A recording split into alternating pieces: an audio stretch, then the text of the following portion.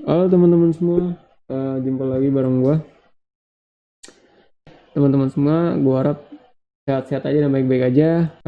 Yang akan gue bahas adalah roadmap. Gimana sih caranya jadi front-end developer, caranya jadi back-end developer, atau gimana sih? Atau pengen belajar apapun, itu gimana caranya gitu. Jadi belajar bagaimana caranya belajar. Untuk belajar bagaimana caranya belajar adalah kita harus punya roadmapnya atau learning path, yaitu petunjuk step by step untuk mempelajari sesuatu. Oke, di topik kali ini yang akan gue bahas adalah roadmap front-end developer. Untuk tahu roadmapnya, sebenarnya zaman sekarang itu udah gampang banget. Gunain aja search engine, ketik aja roadmap front-end,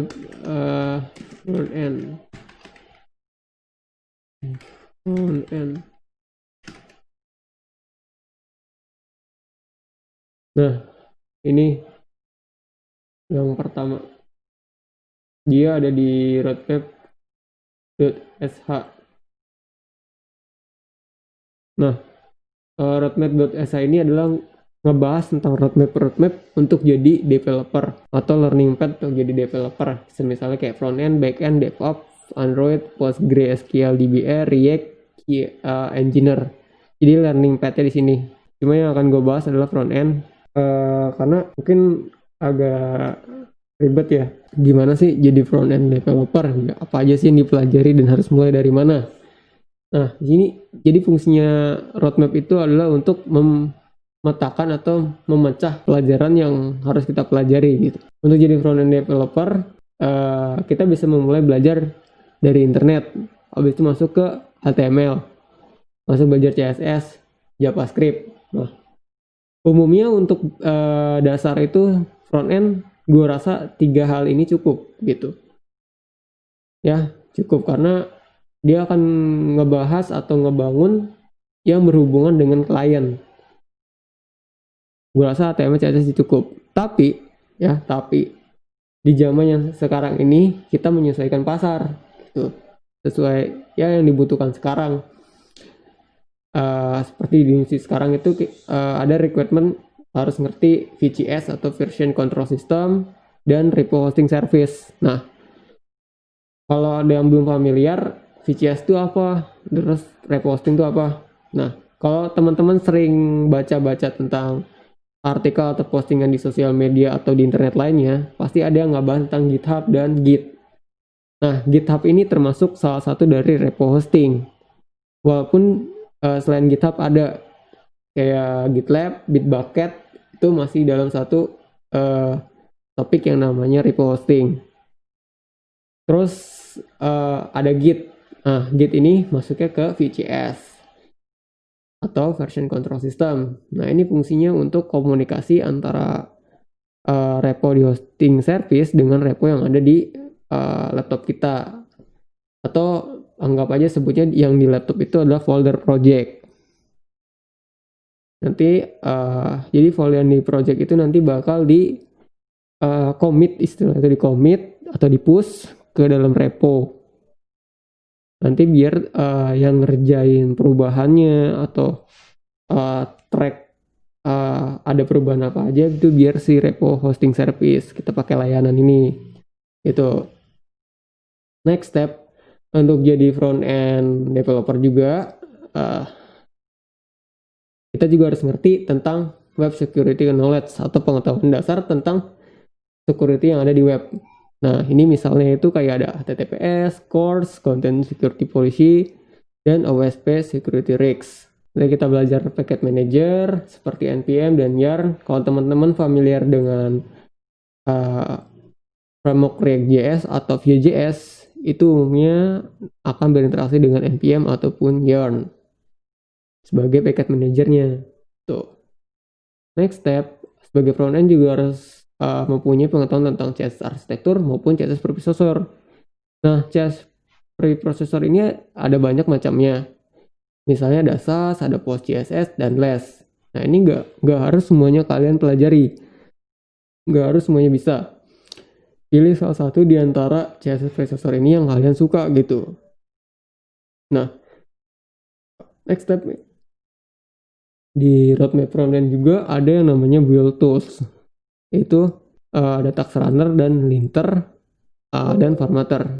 Oke, di linter dan formatter itu ada Prettier dan ESLint.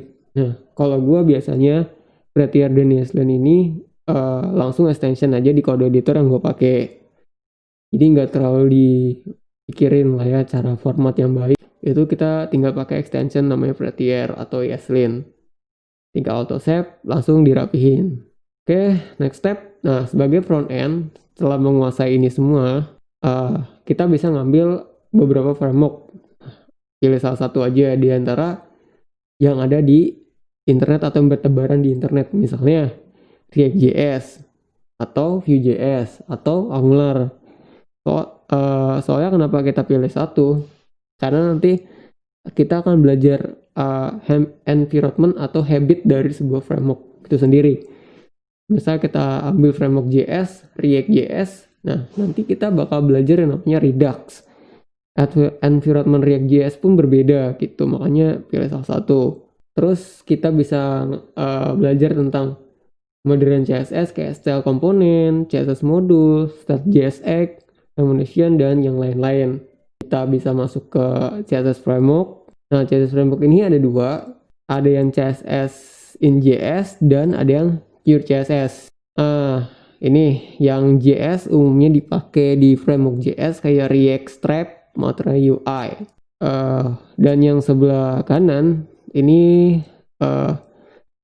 apa ya?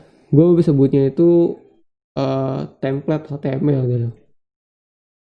Kalau untuk yang baru pengen masuk ke front end, ya kalau gue pribadi saranin belajar yang ini dulu. Kalau ini udah bisa, udah lumayan paham tentang konsepnya, bisa masuk ke sini. Tapi sebelum masuk ke sini, kalian ambil dulu yang ini, JS.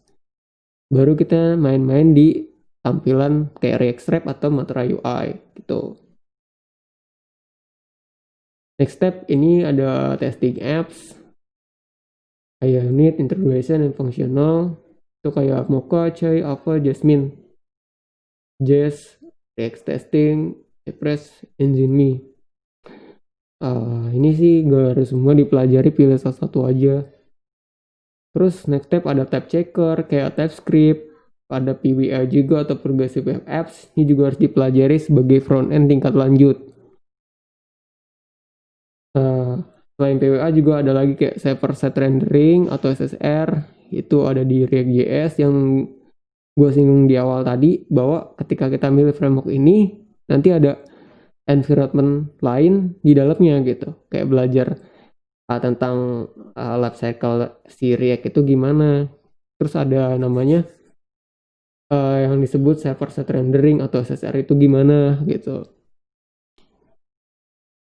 Jadi nggak harus semua dipelajarin sih, jadi pick up one, dipilih salah satu aja.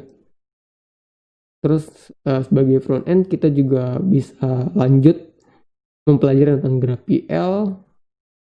Terus kita coba ke static generator, misalnya ada Next.js, Gatsby.js.